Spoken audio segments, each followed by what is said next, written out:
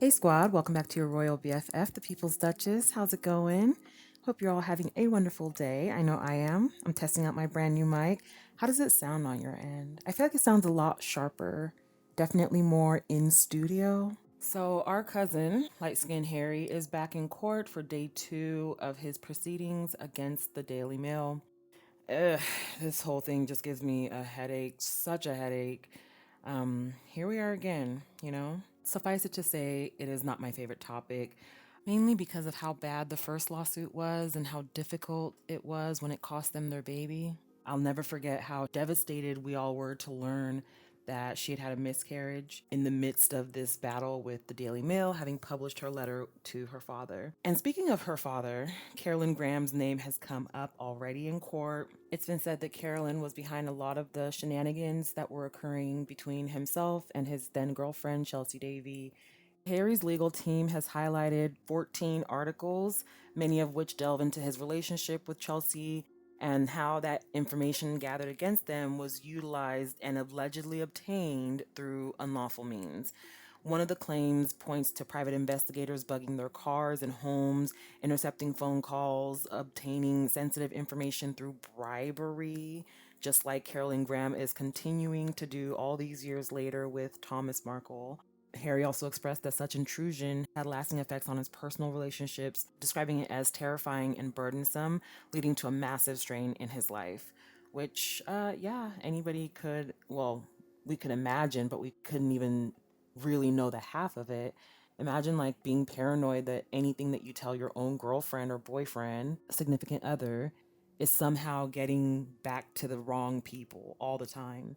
And of course, that would make anybody paranoid and that would make your quality of life go down significantly. In the context of that relationship with Chelsea, he also remarked on how deeply invasive the press coverage was, underscoring the serious implications that it had on their lives. The information gathered by the press included flight details, private conversations, all of which contributed to Prince Harry's sense of vulnerability and isolation. Yeah, that sounds terrifying, actually. That sounds so bad. Like, why would you want to intrude upon someone's life that much? Maybe that's just a me thing. I'm not that big of a consumer. I think it just adds to the fanfare and the frenzy. I mean, you guys have been rocking with me long enough to know that I had to take a break from social media because I was just on high alert all the time. So I had to take a step back from that back in like 2024. It had gotten to a point where I was just too concerned. I was too involved, too concerned with things that weren't even central to Harry and Meghan's cause or their lives or anything. It was just kind of rehashing and going over what the naysayers were talking about. One in particular, who shall not be named. But yeah, I had to kind of pull myself out of that and pull myself out of the habit of reporting on every story about Harry and Meghan that came out. It's been great just focusing on the positive. Now, I will definitely drag a racist, a clown, a fool, a buffoon. Yeah, I will drag a buffoon from here to kingdom come.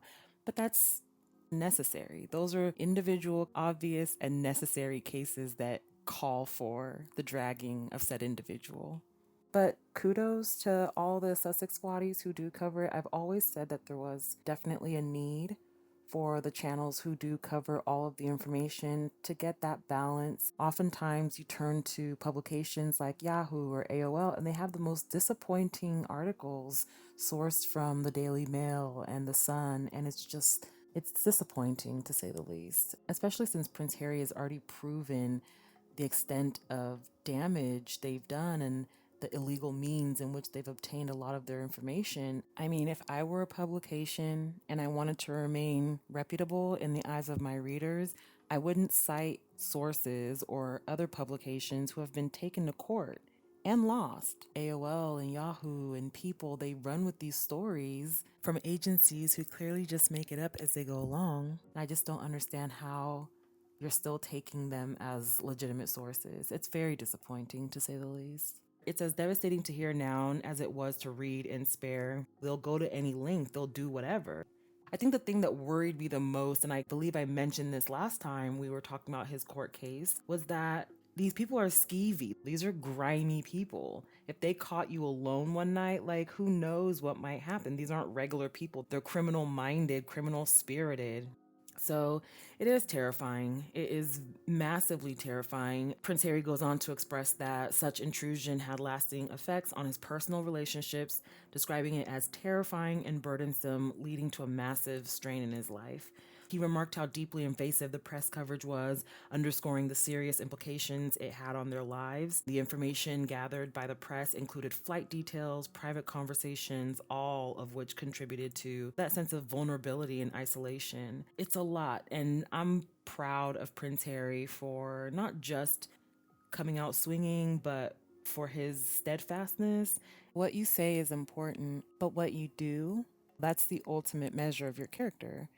And kudos to Prince Harry teaching his children early on that it's important to do the right thing when it's difficult, especially when it's difficult.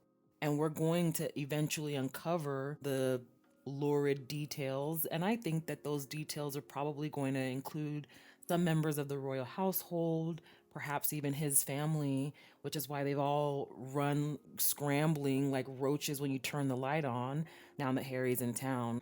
I don't know, and I don't care. It doesn't even matter. We're talking about life and death here. We're talking about reputations are on the line. We're talking about the future for everyone. Any of them could have gotten overwhelmed with all this and gone the route of Carolyn Flack. So it's not as if it will only benefit Prince Harry and his co claimants. These people could decide that you're newsworthy at any minute. Baroness Lawrence was just a regular woman living a normal life until tragedy struck, and then compounded onto that tragedy was the press, there to create more tragedy and more heartache where there didn't need to be. The intrusion into her life was debilitating.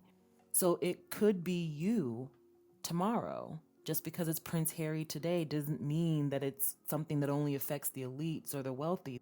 You could be just standing there minding your own business, and the next thing you know, something that is newsworthy occurs in your life, and then the next thing you know, the Daily Mail is tapping your phone or putting GPS trackers on your car.